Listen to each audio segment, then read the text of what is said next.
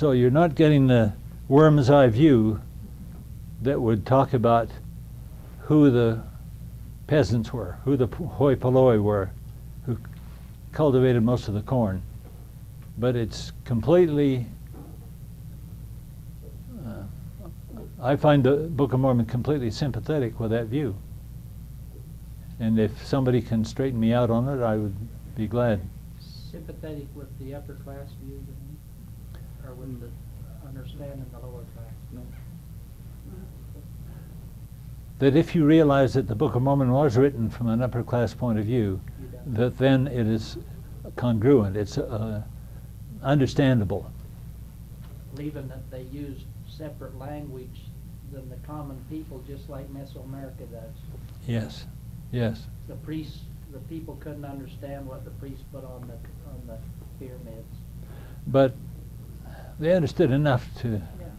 you know, they couldn't take part in a gospel doctrine class, but they could make their way around. Would you touch on this last 3 or 4 years business about DNA, since you're talking about all the diverse groups? Yeah. The silliness of that happened to be provable. Well, the results are no better than the methods used to get the results, and the results are confusing at the least.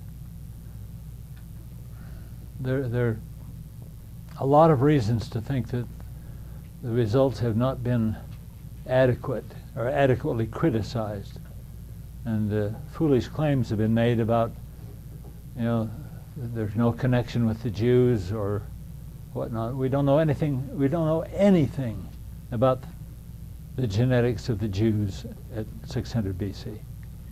Literally nothing. Plus Lehi wasn't a Jew. He's from Joseph. Well, he was a Jew in one sense. He lived at Jerusalem.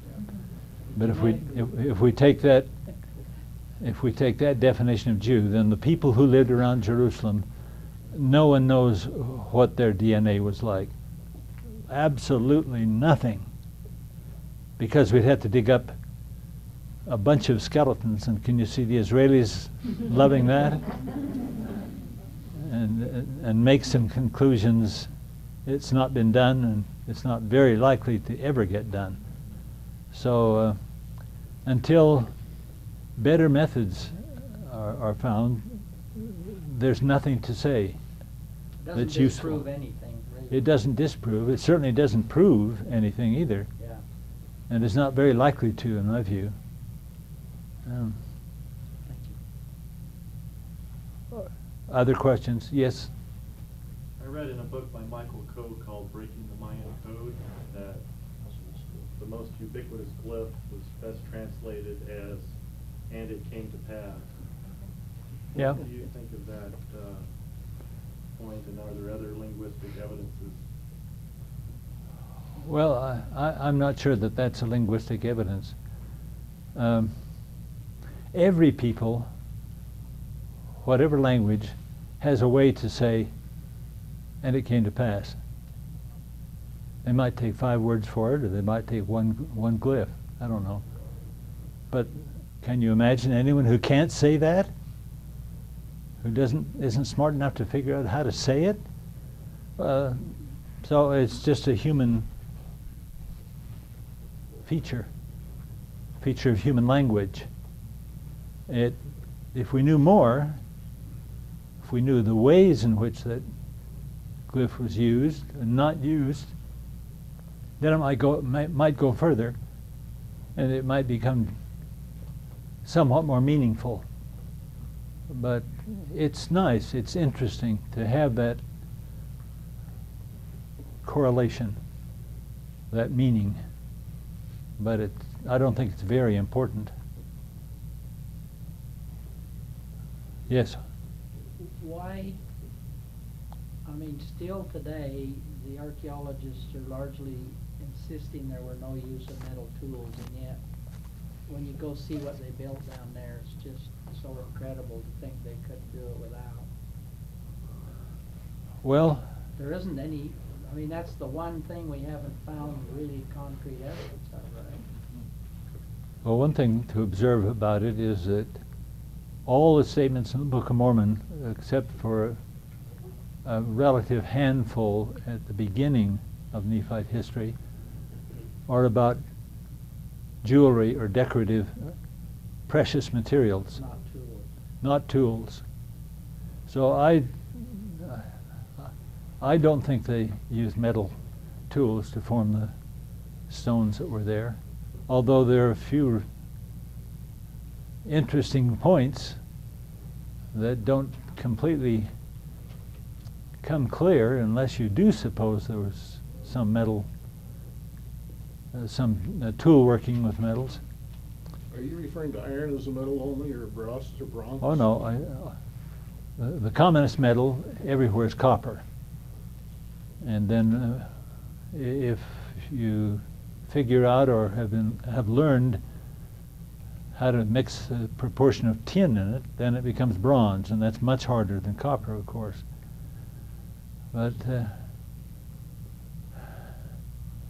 I found, I have one of my many publications is on metals in the Book of Mormon and at farms, and I have documentation there of something like over 200 specimens of metal that date before the supposed beginning of metalworking according to the archaeologists.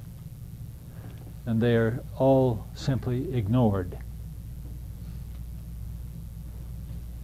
But so maybe it will find some.